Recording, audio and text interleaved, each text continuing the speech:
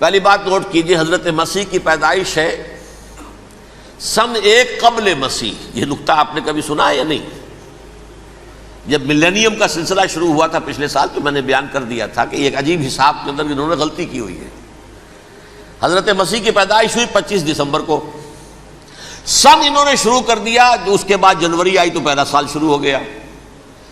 اگر جنوری سے پہلا سال شروع ہوا تو یہ 6 دن جو ہے تو اس کے پچھلے سال میں تھے، لہذا کہا جائے گا کہ Jesus Christ was born 1 year before Christ,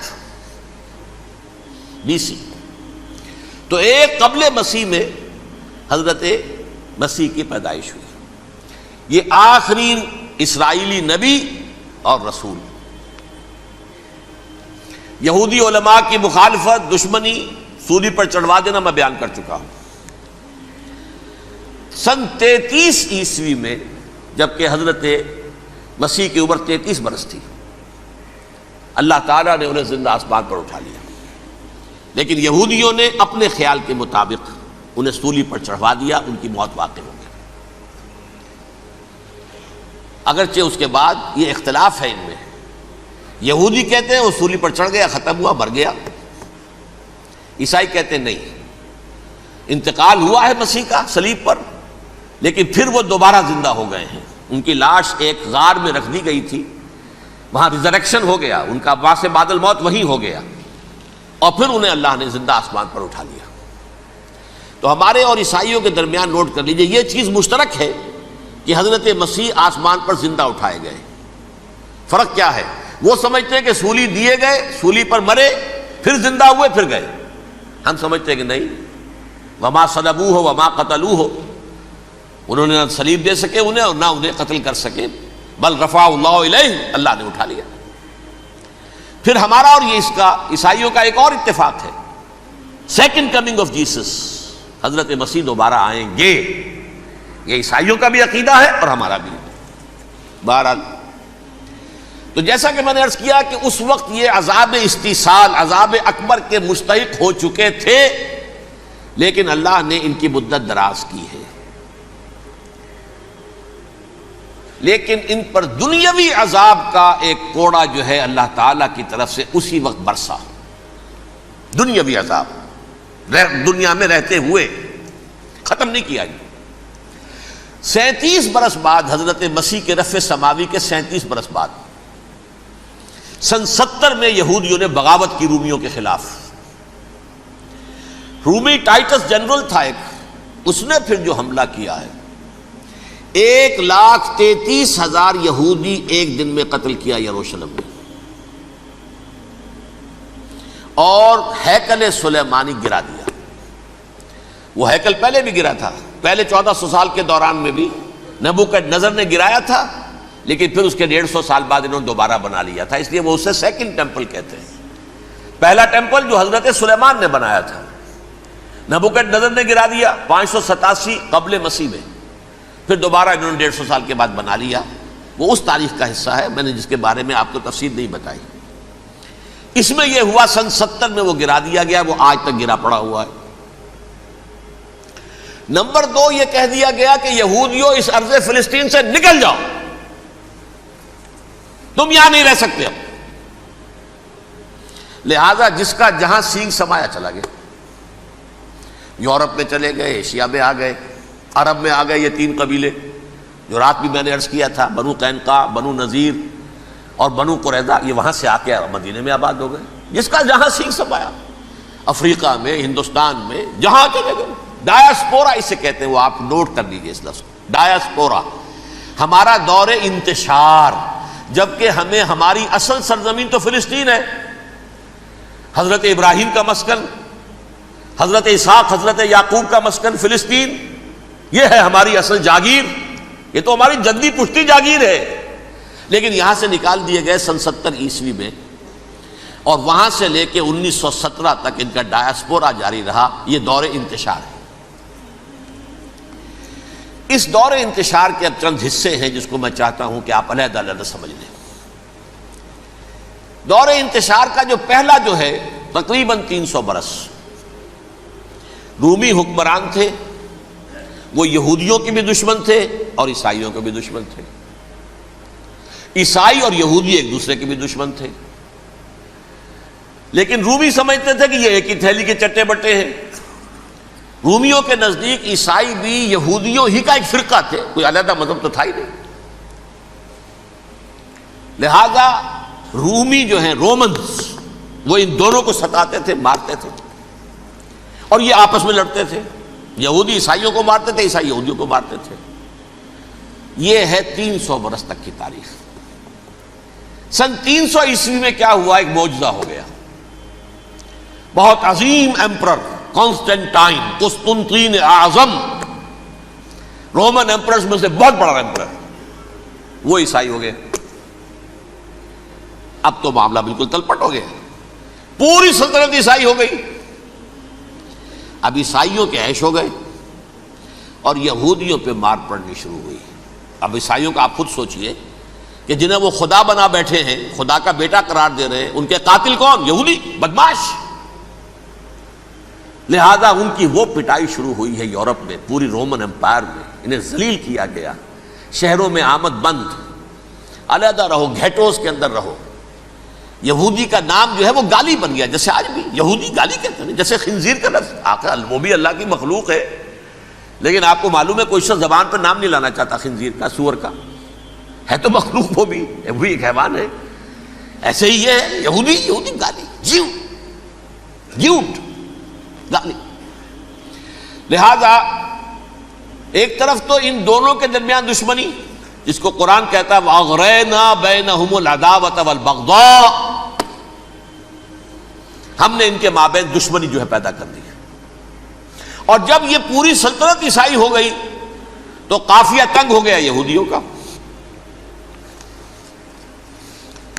اب آئیے 571 عیسوی، یعنی جب کہ ڈائسپورا کو کتنا عرصہ ہو چکا تھا؟ 500 برس. سن 70 سے شروع ہوا نا ڈائسپورا، جب ٹائٹس نے گرایا ہے ہیکل کو اور نکال باہر کیا انہیں فلسطین سے، بھاگ جاؤ یہاں ایک یہودی بھی نہیں رہے گا، فلسطین سے نکال دیے گئے. اس کے پورے 500 برس بعد سن 571 عیسوی میں حضور کی پیدائش ہوئی، ولادت باسعادت محمد الرسول اللہ صلی اللہ علیہ وسلم. 610 میں آپ پر وحی کا آغاز ہوا. لیکن حضور کے ساتھ ان کا معاملہ کیا رہا؟ اول تو جب کہ حضور ابھی مکے ہی میں تھے، یہودیوں نے ریشہ دوانیاں شروع کر دی حضور کے خلاف. قریش مکہ کو سکھاتے تھے، پڑھاتے تھے، ان سے یہ پوچھو، ان سے یہ پوچھو، یہ اس طرح تنگ کرو، ان سے یہ امتحان لو، یہ آپ کے علم میں ہے. سورہ بنی اسرائیل میں، سورہ کہف میں وہ سوالات، جو امتحانی سوالات آئے تھے، ذوالقرنین کون تھا، اصحاب کہف کون تھے، تم رسول بنے پھرتے ہو تو بتاؤ، اور یہ روح کی حقیقت کیا بتاؤ. یہ ساری ریشہ دوانیاں کر رہے تھے بیٹھے ہوئے ابھی وہیں پر. حضور ابھی پہنچے بھی نہیں. ہجرت فرما کر حضور تشریف لے آئے تو حضور نے، جسے ماسٹر سٹروک کہا جائے گا، یعنی اسٹیٹس مین شپ کا ماسٹر سٹروک، آپ نے مدینے میں آتے یہودیوں کے ساتھ پیکٹ کر دیا، جوائنٹ ڈیفنس پیکٹ آف مدینہ، کہ اگر مکے والے ہم پر حملہ کریں گے تو ہم مل جل کر ایک قوم کی حیثیت سے مقابلہ کریں گے. یہ میثاق مدینہ کہلاتا ہے، جس کے بہت غلط معنی پہنائے جا رہے ہیں آج کل. بہرحال میں موضوع میرا چونکہ یہ نہیں، میں ادھر نہیں جاؤں گا. لیکن ہوا کیا؟ ہر مرتبہ یہ خیانت کے مرتکب ہوئے، ان نے جو عہد کیے تھے ان سے پھرے، اندر ہی اندر سازش، ریشہ دوانی، حضور کی بدترین دشمنی. سورہ نساء کی آیت نمبر 12 میں 14 میں 13 میں فرمایا ہے لا تزال تطلع علی خائنۃ منہم، اے نبی ہمیشہ آپ کے علم میں ان کی طرف سے خیانتیں، بددیانتیاں آتی رہیں گی. اور بار بار وہ مسلسل جنگ کی آگ بھڑکاتے تھے. قریش کو دعوت دیتے، آؤ آؤ آؤ، ہم اندر سے بغاوت کر دیں گے، تم آؤ تو صحیح، ختم کریں محمد کو اور اہل ایمان کو صلی اللہ علیہ وسلم ورضی اللہ تعالی عنہم اجمعین. لیکن پھر جب وہ آتے تھے تو یہ دبک جاتے تھے، ان میں ہمت نہیں تھی، میدان کے مرد نہیں رہے تھے. یہ سورہ حشر میں ان کا نقشہ کھینچا گیا ہے. کھلے میدان میں مقابلے کی اس کے اندر صلاحیت ہی نہیں ہے. یہ تو فصیلوں کے پیچھے سے جیسے عورتیں کہیں دیہات میں لڑائی ہوتی ہے تو مرد جو ہے گلیوں میں لڑتے ہیں، عورتیں اوپر سے پتھر پھینکتی ہیں، بس وہ کام یہ کر سکتے تھے من ورائے جدر، فصیلوں کے پیچھے سے، جنگ میں میدان میں نہیں آ سکتے۔ بہرحال قرآن مجید میں ہے یہ سورہ مائدہ کی آیت نمبر 64، کلما اوقدوا نارا للحرب اطفاها اللہ۔ اکثر و بیشتر مواقع پر تو یہ جب آگ بھڑکاتے تھے جنگ کی، اللہ اسے بجھا دیتا تھا، لیکن بہرحال اس کے باوجود جنگیں ہوئی، غزوہ بدر، غزوہ احد ہوئی کہ نہیں، یہ ساری اس اصل شرارت ہوئی، اور اس کے نتیجے میں حضور نے پھر ایک ایک کر کے 3 قبیلوں کو سزا دی۔ غزوہ بدر کے فوراً بعد بنو قینقاع نکالے گئے مدینے سے، غزوہ احد کے فوراً بعد بنو نذیر نکالے گئے، اور غزوہ احزاب کے بعد بنو قریظہ نکال دیے گئے۔ یہ تو میں نے آپ کے سامنے رکھ دیا صرف حضور کے زمانے میں ان کا کیا رویہ رہا، دشمنی۔ رات بھی ہم نے وہ آیت پڑھی تھی، لَتَجِدَنَّ أَشَدَّ النَّاسِ عَدَاوَةً لِلَّذِينَ آمَنُوا الْيَهُودُ وَالَّذِينَ أَشْرَكُوا۔ اہل ایمان کی دشمنی میں شدید ترین تم پاؤ گے یہودیوں کو اور مشرکین، مشرکین بھی بعد میں ہے، پہلے یہودی۔ حضور کے بعد کیا ہوا اب یہ نوٹ کیجئے، یہ ان کی تاریخ کا دوسرا دور۔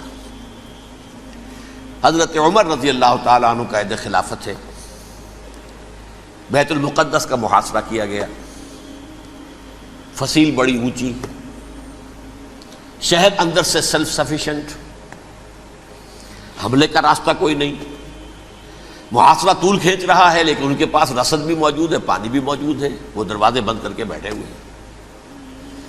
بالآخر اللہ تعالیٰ کی مشیت کا ظہور کیسے ہوا، ان کے کچھ علماء آئے فصیل پر، کہا دیکھو مسلمانوں تم قیامت تک بھی یہاں پڑے رہو گے محاصرہ کر کے، ہمارا یہ شہر فتح نہیں ہوگا۔ ہاں ایک درویش بادشاہ کے ہاتھوں یہ شہر فتح ہونا ہے، لیکن تمہارے اندر ہمیں وہ نظر نہیں آ رہا۔ ابو عبیدہ بن الجراح رضی اللہ تعالی عنہ، امین هذه الامہ، ان کا فوراً ذہن گیا وہ درویش بادشاہ مدینے میں بیٹھا ہوا ہے عمر رضی اللہ تعالی۔ اب ایک اور عمر بھی ہے جو قندھار میں بیٹھا ہے، نقشہ وہی ہے، سادگی کی حد تک نقشہ وہی، بالکل وہی، اپنی آنکھوں سے دیکھا ہے وہی سادگی۔ عمر اول، عمر ثانی تھے عمر بن عبد العزیز۔ اب ایک اللہ کے فضل سے اللہ تعالیٰ ایدہ اللہ بنصرتہ، اللہ تعالیٰ ان کی نصرت فرمائے، دشمنوں کو ان کے مقابلے میں نیست و نابود کرے۔ انہوں نے ریکویسٹ بھیج دی کہ حضور تشریف لائیے، یہ شہر فتح ہو جائے گا۔ وہ ہے سفر تاریخی، اتنا طویل سفر، تقریباً 700 میل، ایک اونٹ، ایک خادم، ایک منزل پہ امیر المومنین اوپر بیٹھے، خادم آگے چل رہا ہے، اگلی منزل پہ خادم اوپر بیٹھا ہے، امیر المومنین آگے جا رہے ہیں، اور جب پہنچے ہیں تو وہ باری تھی خادم کی، انہوں نے ہاتھ جوڑ دیا، حضور خدا کے لیے تم کیا کہیں گے لوگ، وہ میرا برا حال کر دیں گے، تمہیں شرم نہیں آئی، امیر المومنین پیدل آگے چل رہے ہیں نکیل پکڑ کر، اور تم بیٹھے ہو اوپر براجمان ہو۔ حضرت عمر فرمایا الدور دورک، نہیں باری تمہاری ہے، بیٹھ۔ اس حال میں پہنچے ہیں، اور پھر یہ کہ ابو عبیدہ بن الجراح آئے ہیں، استقبال کیا ہے تو دیکھا ہے اس حال میں چلے آ رہے ہیں، عمر نکیل پکڑے ہوئے چلے آ رہے ہیں، اور کہتے ہیں کہ کہیں کیچڑ ویچڑ تھا، جوتے خراب ہو گئے تھے، وہ بھی اتار کے ہاتھ میں پکڑے ہوئے، کپڑے تو تھے ہی پھٹے ہوئے۔ انہوں نے کہا بھی حضرت ابو عبیدہ نے، دیکھیے یہ بڑا متمدن ملک ہے، بڑا مہذب علاقہ ہے یہ، آپ ذرا حلیہ اپنا دوست فرما لیں تب جا کے پیش ہم آپ کو کریں گے۔ آپ نے فرمایا نحن قوم اعزنا اللہ بالاسلام، ہم وہ قوم ہیں جنہیں اللہ نے عزت دی ہے اسلام کے ذریعے سے، کپڑوں کے ذریعے سے نہیں، دولت کے ذریعے سے نہیں۔ اسی حال میں گئے ہیں، اوپر سے انہوں نے کھڑے ہو کر نشانیاں دیکھی ہیں، اپنی کتابیں کھولی، ہاں یہ وہی ہیں، اچھا لو جی سرنڈر، شہر تمہارے ہاتھ میں۔ خون کا ایک قطرہ نہیں بہا اور بیت المقدس فتح ہو گیا۔ لیکن اس وقت حضرت عمر نے ایک نرمی یہ کی کہ یہودیوں کے لیے بھی اسے اوپن سٹی قرار دے دیا۔ یہ احسان عظیم حضرت عمر کا، اس سے پہلے یہودی آ ہی نہیں سکتا تھا، داخل ہی نہیں ہو سکتا تھا، وہاں وہ آ کر وزٹ نہیں کر سکتا تھا، زیارت نہیں کر سکتا تھا اپنے مقدس مقامات کی۔ حضرت عمر نے یوں سمجھیے کہ تقریباً 550 برس کے بعد ان کے لیے راستہ کھولا ہے کہ ہاں تم آ سکتے ہو، زیارت کر سکتے ہو. لیکن یہ عیسائیوں نے لکھوایا معاہدے کے اندر، انہیں یہاں آپ آباد ہونے کی اجازت نہیں دیں گے، لیکن کم وزٹ دی پلیسز، دیکھیں، زیارتیں کریں اور جائیں. یہ معاہدہ حضرت عمر کا ہے رضی اللہ تعالیٰ، جو پھر خلافت راشدہ کے بعد بنو امیہ نے بھی اس کو آنر کیا، بنو عباس نے کیا. پھر جو ہمارے یہ ترکوں میں اندر خلافت آئی تو ترک خلفاء نے بھی اس معاہدے کی پوری پابندی کی. فلسطین میں آ سکتے ہیں یہودی صرف زائرین کی حیثیت سے، وہاں آباد نہیں ہو سکتے. اب آئیے اگلا دور آیا حضرت عثمان کا دور خلافت. یہ ہے وہ وقت کہ اب یہود نے امت مسلمہ کی پیٹھ میں چھرا گھونپا. وہ کیسے؟ ایک یہودی عبداللہ ابن سبا اسلام کا لبادہ اوڑھ کر آ گیا، معاشرے کا جائزہ لے لیا. ان میں بنو ہاشم اور بنو امیہ میں جو پرانی کشاکش تھی اس کے کچھ نہ کچھ جراثیم باقی ہیں. اگر ان کو ذرا بھڑکا دے تو مسلمانوں میں انتشار پیدا ہو جائے. کہا یہ عثمان کون ہے؟ یہ تو بنو امیہ میں سے ہے، یہ حق تو بنو ہاشم کا ہے، خلافت ان کے پاس ہونی چاہیے، محمد کے تو رشتہ دار وہ ہے صلی اللہ علیہ وسلم. عوام الناس کے اندر بات پھیلنی شروع ہوئی. پھر ایک بڑی سازش کے انداز میں حضرت عثمان کے خلاف پروپیگنڈا، حضرت عثمان کے جو عاملین تھے، گورنر تھے، ان کے خلاف پروپیگنڈا، اور ایسی ہوشیاری کرتے تھے کہ کوفے میں کوفے کے حاکم کے خلاف کچھ نہیں کہنا. اجی مصر میں یہ ہو رہا ہے، اجی شام میں یہ ہو رہا ہے، اجی یہ جو عثمان ہے وہ یہ کر رہا ہے، یہ ظلم ہو رہا ہے، یہ لوٹ مار ہو رہی ہے، یہ خیانتیں ہو رہی ہیں. اب نہ تو اس زمانے میں مینز آف کمیونیکیشن، کیسے تصدیق کریں؟ افواہیں تو آپ آج کراچی کے اندر شروع ہو جائے تو پتہ نہیں چل سکتا کسی کو کہ کیا اس میں صداقت ہے کیا جھوٹ ہے. اور بری بات جو ہے فطرت انسانی کی کمزوری ہے، وہ فوراً قبول کرتا ہے. کسی کے بارے میں اچھی بات ماننے کو تیار نہیں ہوتا، لیکن بری بات تو فوراً تیار. بہرحال یہ فتنہ انہوں نے اٹھایا، حضرت علی کی الوہیت کا فتنہ اٹھایا، حضرت عثمان کے خلاف الفتنۃ الکبریٰ برپا کیا. حضرت عثمان شہید ہوئے. اس کے بعد 5 برس تک مسلمان ایک دوسرے کی گردنیں کاٹتے رہے، باہمی خانہ جنگی ہوئی. امت کو وہ زخم لگایا ہے جو آج تک جس سے خون رس رہا ہے. یہ شیعان عثمان اور شیعان علی تھے جو بعد میں پھر سنی اور شیعہ ہو اور آج تک ہے. فتنہ کس نے جگایا؟ ایک عبداللہ ابن سبا یہودی اور اس کے کارندے، شیطان کا ایجنٹ، اور انسانوں میں سے بھی اس کے جو بھی حواریین تھے اور شیطانوں کے اندر سے بھی تھے، انہوں نے بھی اس آگ کو بھڑکایا. یہ آپ سوچ لیجئے کہ یہ کس نے وہ زخم لگایا؟ یہودی. اگلا دور آیا، خلافت راشدہ ختم ہوئی، بنو امیہ کا بھی دور کافی گزر گیا. طارق ابن زیاد 712 عیسوی میں حملہ کرتے ہیں اسپین پر. اسپین اس وقت عیسائیت کا بہت بڑا گڑھ، بہت بڑا گڑھ، بڑے کٹر ترین عیسائی جو ہے وہ اسپین میں تھے. لہذا یہودیوں کی وہاں بہت پٹائی ہوتی تھی، بہت پٹائی ہوتی. یہ میں بتا چکا ہوں، دشمنی تھی ان کی تو چلی آ رہی تھی عیسائیوں کے ہاتھوں یہودیوں کی. وہ تو سن 300 عیسوی سے ایمپرر کانسٹنٹائن کے بعد سے شروع ہو گئی تھی.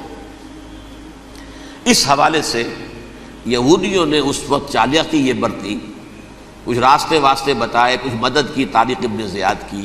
طارق ابن زیاد نے انہیں اپنا محسن سمجھا. ہسپانیہ فتح ہو گیا تو یہودی چونکہ محسنین کی فہرست میں آ چکے تھے، انہیں بہت اقتدار نصیب ہوا. بڑی سپورٹ مسلمانوں نے دی. ان کے بڑے بڑے علماء جو ہیں اسی دور کے اندر پیدا ہوئے، بڑے بڑے تھنکرز ان کے اسی دور میں پیدا ہوئے. بن گوریون جو کہ ایک وزیر اعظم تھا اسرائیل کا، اس نے یہ لکھا اپنی کتاب میں، Muslim Spain was the golden era of our diaspora. وہ ڈائسپورا جو 70 عیسوی سے شروع ہوا تھا اور 1917 عیسوی تک جاری رہا ہے، اس میں سے گولڈن ایرا ہمارا جو تھا وہ مسلم اسپین تھا. ہسپانیہ میں بیٹھ کر ہم نے عیش کیے. لیکن وہاں سے انہوں نے اور جو کچھ کیا، یہ تو داستان کے اندر بہت سے گوشے ہیں، لیکن میں جس اسٹریٹ لائن میں چل رہا ہوں اس کے اعتبار سے ایک بات سمجھ لیجیے. وہاں بیٹھ کر انہوں نے اب عیسائیت کی پیٹھ میں چھرا گھونپا، پروٹیسٹنٹ مذہب پیدا کیا، تقسیم کر دیا. جیسے شیعہ سنی کی تقسیم، عبداللہ ابن سبا، رومن کیتھولک اور پروٹیسٹنٹ کی تقسیم، یہودی علماء. ہوتا کیا تھا؟ ہسپانیہ کی یونیورسٹیاں ہیں، کارڈووا میں ہے، ٹولیڈو میں ہے، گریناڈا میں ہے، غرناطہ، قرطبہ، تولیتلا، اور وہاں آتے تھے لوگ. فرانس سے چلے آ رہے ہیں نوجوان پڑھنے کے لیے، جرمنی سے چلے آ رہے ہیں، اٹلی سے چلے آ رہے ہیں. 3 ہی ملک قریب ترین پڑھتے ہیں سینٹرل جو یورپ کے ہیں. یہاں پر جو ہے وہ اسلام جو نور پھیلا رہا تھا اس سے بھی مستفیض ہوئے. جہالت کے جو ہے پردے ان کے وہ چھٹے. اس کے ساتھ ہی وہ یہودی وہاں ان کے اندر جو جراثیم داخل کر رہے تھے وہ اس عیسائیت کے خلاف بغاوت، جو اس وقت دنیا میں عیسائیت اس وقت تھی. پوپ کا راج تھا دنیا میں اس وقت. یورپ میں جو عیسائیت تھی اس میں ایک طرف بادشاہ تھے، لیکن بادشاہوں کی حیثیت وہاں پر یوں سمجھ لیجئے کٹ پتلیوں کی تھی. اصل قوت پوپ کے ہاتھ میں تھی. اور پوپ کو انہوں نے جیسے قرآن نے کہا اتخذوا احبارهم ورهبانهم اربابا من دون اللہ، چونکہ سینٹ پال نے شریعت موسوی ساقط کر دی تھی تو اب شریعت تھی ہی نہیں. پوپ کو اختیار تھا جس چیز کو چاہے حلال قرار دے دے، جس چیز کو چاہے حرام قرار دے دے. اتخذوا احبارهم ورهبانهم اربابا من دون اللہ. انہوں نے کہا صاحب یہ پوپ کس بلا کا نام ہے، یہ بھی انسان ہے. بات تو ٹھیک تھی نا. اصل حیثیت تو کتاب کی ہونی چاہیے نا، ڈیوائن بک، دی ریویلڈ اسکرپچر. لہذا اور یہ کتاب ہر شخص پڑھ سکتا ہے. کوئی پوپ کے باپ کو جو ہے کوئی اس کے لیے پروپرائٹری رائٹس تو نہیں ہے کہ صرف پوپ پڑھ سکتا ہے یا پادری پڑھ سکتے ہیں. ہم بھی پڑھ سکتے ہیں، ہم بھی سمجھ سکتے ہیں. یہ باتیں تھی کہ جن کو بڑھا چڑھا کر بیان کر کے اور پوپ کا اقتدار ختم کرا دیا اور توجہ مرکوز کر دی بائبل کی طرف. اب بائبل میں بڑا حصہ تو اولڈ ٹیسٹامنٹ کا ہے. نتیجہ کیا ہوا؟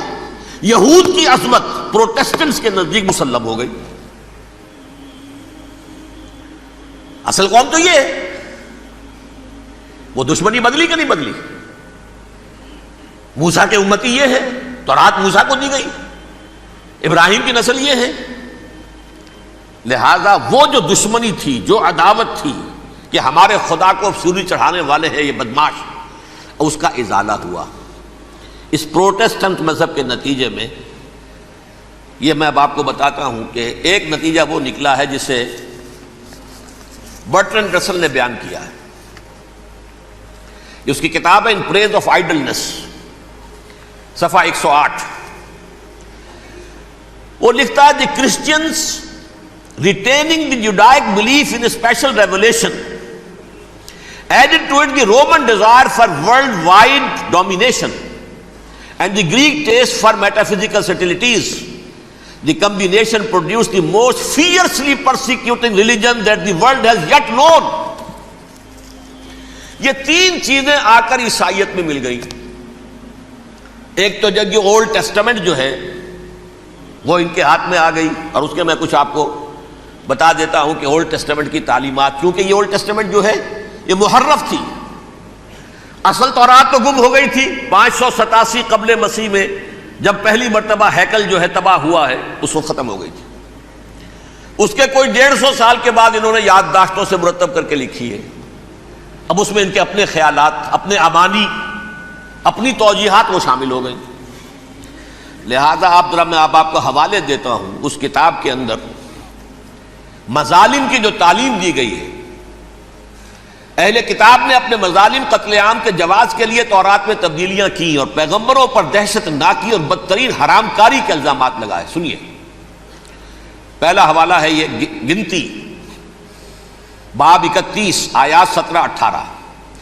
اس لیے ان بچوں میں جتنے لڑکے ہیں سب کو مار ڈالو، اور جتنی عورتیں مرد کا منہ دیکھ چکی ہیں ان کو بھی قتل کر ڈالو، لیکن ان لڑکیوں کو جو مرد سے واقف نہیں اور اچھوتی ہیں اپنے لیے زندہ رکھو. یہ کسی اللہ کی کتاب کا یہ جملہ ہو سکتا ہے؟ کسی ریویل بک کا؟ اور سنیے، یہ ہے استثناء ڈیٹرانومی باب 20 آیت 16-18. پر ان قوموں کے شہروں میں جن کو خداوند تیرا خدا میراث کے طور پر تجھ کو دیتا ہے، کسی ذی نفس کو جیتا نہ بچا رکھنا، جیسا خداوند تیرے خدا نے تجھ کو حکم دیا بالکل نیست کر دینا، مرد، عورتیں، بچے، بوڑھے سب ختم۔ یہ کتاب مقدس ہے۔ اور سنیے سموئیل باب 27 آیت نمبر 9، اور داؤد نے اس سرزمین کو تباہ کر ڈالا اور عورت مرد کسی کو جیتا نہ چھوڑا۔ نمبر 4، ان سب آباد شہروں کو ماں، عورتوں اور بچوں کے بالکل نابود کر ڈالا۔ کتاب استثناء باب 3 آیت 6۔ یہ ہے جو کہہ رہا ہے برٹرنڈ رسل، کرسچینٹی میں آ کر اب یہ تین چیزیں شامل ہو گئی۔ ایک تو یہ باربیرین، یہ تعلیم جو ہے، اور یہ مذہب کے نام پہ تعلیم، یہ کتاب مقدس کی تعلیم۔ نمبر 2، رومنز کے اندر جو ایک تمنا تھی ورلڈ ڈومینیشن کی، وہ عیسائیت کے اندر آ گئی، اس لیے کہ پوری رومن امپائر جو ہے عیسائی ہو گئی، اسے وراثت کے اندر ورلڈ ڈومینیشن کی جو ایک تمنا تھی وہ مل گئی۔ اور پھر یہ کہ انہوں نے جو توہمات تھے یونانیوں کے، ان کو بھی اپنے ہاں مختلف شکلوں کے اندر جمع کر لیا۔ ان تین چیزوں کا the combination produced the most fiercely persecuting religion that the world has yet known. اس کے نتیجے میں دنیا میں تاریخ انسانیت کے اندر جو بدترین خوخار ترین مذہب ہو سکتا ہے، وہ شکل عیسائیت نے اختیار کی۔ اور اس کا مظہر عتم کیا تھا، نوٹ کیجئے، صلیبی جنگیں۔ ایک بات ٹائم ٹیبل کے اعتبار سے نوٹ کر لیجئے گا، فرسٹ ملینیم ختم ہوا، سیکنڈ شروع ہوا۔ ان کے 1000 سال ختم ہوئے تو 11ویں صدی میں سیکنڈ ملینیم شروع ہوا، تو پہلی صلیبی جنگیں ہوئی، لاکھوں مسلمان قتل کیے گئے۔ صرف یروشلم کے اندر اتنا خون بہایا، اتنا خون بہایا ہے کہ خود ان کے ہسٹورینز لکھتے ہیں کہ جب ان صلیبیوں نے جب گھوڑوں کے ساتھ وہ چل رہے تھے گلیوں میں، تو ان کے گھوڑوں کے گھٹنوں تک خون کی ندی بہ رہی تھی، جہاں سے گزرے ختم کرتے چلے گئے، آبادیاں کی آبادیاں ختم کر دی۔ اگرچہ اس کروسیڈ میں گیہوں کے ساتھ گھن بھی پسا، یہودی بھی بہت مارے گئے۔ یہ فرانس سے، جرمنی سے جب یہ کروسیڈرز آ رہے تھے، 3000 میل کا سفر طے کر کے آئے تھے، سوچئے تو صحیح۔